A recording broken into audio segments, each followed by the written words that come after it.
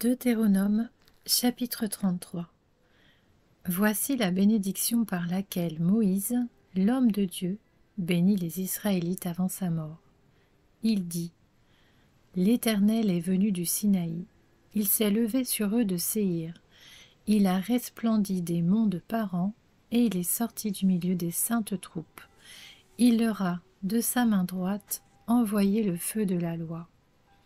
Oui, il aime les peuples. Tous ses saints sont dans ta main. Ils se sont tenus à tes pieds, ils ont reçu tes paroles. Moïse nous a donné la loi, héritage de l'assemblée de Jacob.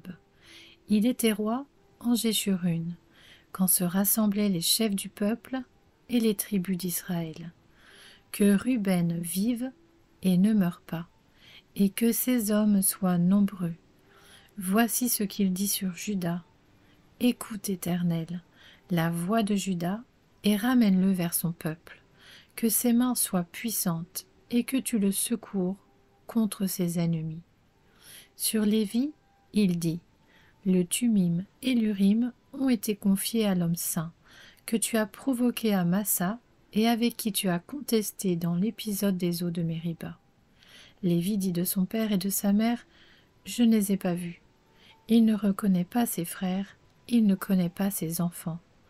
En effet, ils respectent ta parole et gardent ton alliance. Ils enseignent tes règles à Jacob et ta loi à Israël. Ils mettent l'encens sous tes narines et l'holocauste sur ton autel. Bénis sa force éternelle, accepte l'activité de ses mains. Brise les reins de ses adversaires et que ses ennemis ne se relèvent plus.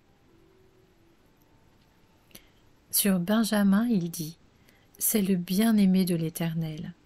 Il habitera en sécurité auprès de lui. L'Éternel le couvrira toujours et résidera entre ses épaules. Sur Joseph, il dit : Son pays recevra de l'Éternel en signe de bénédiction le meilleur don du ciel, la rosée, la meilleure eau qui est en bas, les meilleurs fruits du soleil, les meilleurs fruits de chaque mois, les meilleurs produits des montagnes anciennes, les meilleurs produits des collines éternelles, les meilleurs produits de la terre et de ce qu'elle contient. Que la grâce de celui qui est apparu dans le buisson vienne sur la tête de Joseph, sur le crâne du prince consacré de ses frères. De son taureau premier-né, il a la majesté. Ses cornes sont les cornes du buffle. Avec elles, il frappera tous les peuples jusqu'aux extrémités de la terre. Ce sont les dizaines de milliers d'Éphraïm, ce sont les milliers de Manassé. Sur Zabulon, il dit : Réjouis-toi, Zabulon, dans tes expéditions, et toi, Issachar, dans tes tentes. Ils appelleront les peuples sur la montagne. Là, ils offriront des sacrifices de justice, car ils suceront l'abondance de la mer et les trésors cachés dans le sable. Sur Gad, il dit : Béni soit celui qui met Gad au large. Gad se couche comme une lionne. Il déchire les pattes et la tête de sa victime. Il a eu droit au premier choix, car là est cachée la part du chef. Il a marché en tête du peuple. Il a mis en œuvre la justice de l'Éternel et ses règles envers Israël. Sur Dan, il dit : Dan est un jeune lion qui s'élance du Basan. Sur Nephtali, il dit : Nephtali, toi qui es rassasié de faveur et comblé des bénédictions de l'Éternel, prends possession des régions situées à l'ouest et au sud.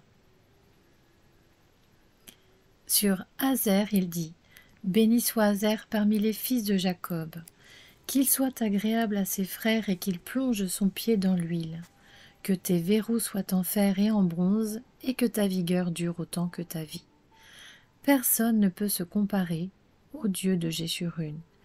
Il chevauche le ciel pour venir à ton aide. Il chevauche avec majesté les nuages. Le Dieu d'éternité est un refuge, sous ses bras éternels est un abri. Devant toi, il a chassé l'ennemi et il a dit : Extermine-le.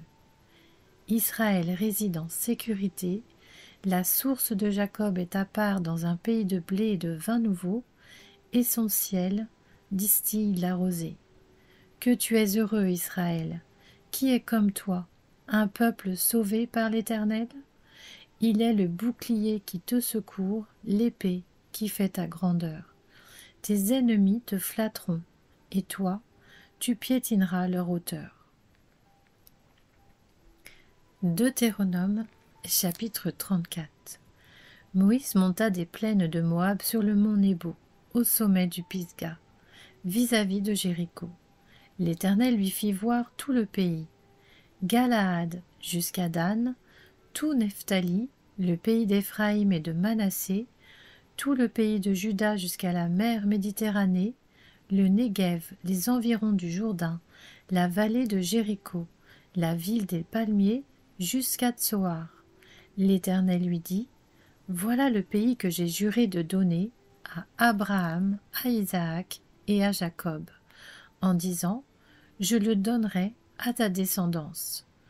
Je te l'ai fait voir de tes yeux, mais tu n'y entreras pas. » Moïse, le serviteur de l'Éternel, mourut là, dans le pays de Moab, conformément à l'ordre de l'Éternel. L'Éternel l'enterra dans la vallée, dans le pays de Moab vis-à-vis de Beth-péor.